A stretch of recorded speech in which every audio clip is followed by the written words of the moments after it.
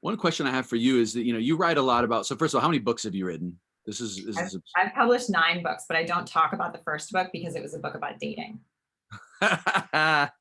Okay, well, fair enough. You've done 8 books, plus the other one. And first of all, that's insane.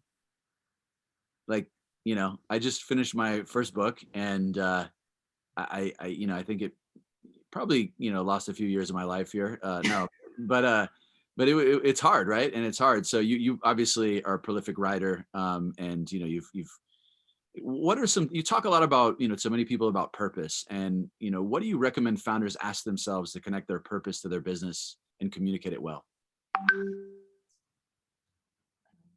That was me. I think that it's really important to understand where you stand in the story of your business.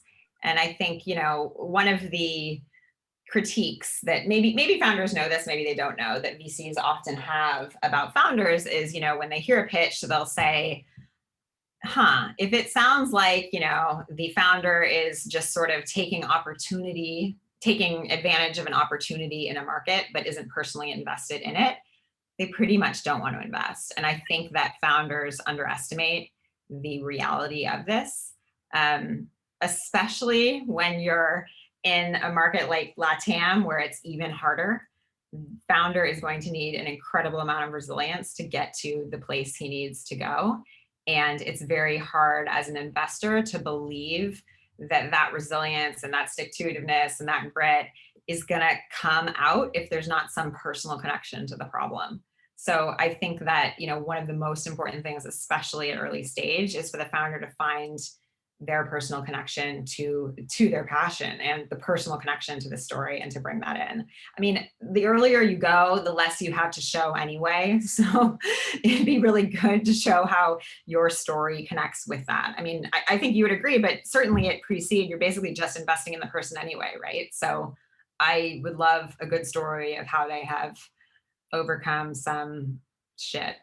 Yeah, and let's face it, that whole storytelling piece, if it's hard to get you excited about it as like a pre-seed investor, how are you going to get your first team members to join? How are you, and so those are all like highly correlated with, being able to, to communicate well and get people motivated and rally around whatever it is you're doing. Absolutely. No, I mean, it's interesting because sometimes VCs will complain about a founder being too salesy, which I understand can happen. And I understand that that's a critique, and, that's a valid feeling, but I need my founders to be able to sell. It's fundamental. They need to sell their company all day to the people they're hiring, to the people they're selling stuff to their investors, to the random people on Clubhouse, et cetera. I've got 2 more questions for you. So first of all, what is your purpose and goals for the next few years? I think I would like to invest in some underestimated founders in really big markets in LatAm. Sounds like a good. I feel like that's my jam. That is your jam. That is your jam, and you're doing it well so far. Last thing I want to ask you, given that you're, an author, what's a book recommendation that you can drop here for me and others? So one of the books I always recommend, and I haven't read it in a few years, but I really love it, is called Essentialism by Greg McKeown.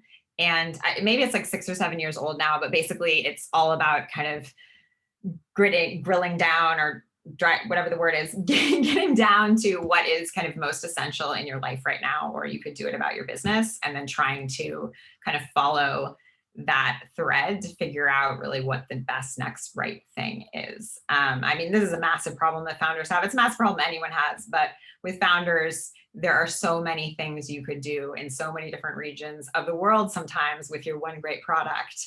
And you need to niche down. You need to come up with, a workable plan, and then cut that in half probably to execute. Well, one of my mentors used to say to me, because as I was starting out early days, there is so many things you could do. It's exciting. There's opportunities everywhere you look.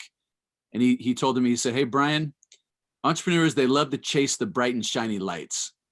And he's like, but you got to have your head down and you got to execute. Otherwise, you're not gonna do what you want." And I think that was good advice. And obviously you need to find product market fit. So if you haven't found product market fit, it's okay to look around because you need to find what it is that you're going to be able to figure out. But assuming that you found that, it's easy to get lost in all of the different opportunities. And so focus is super important.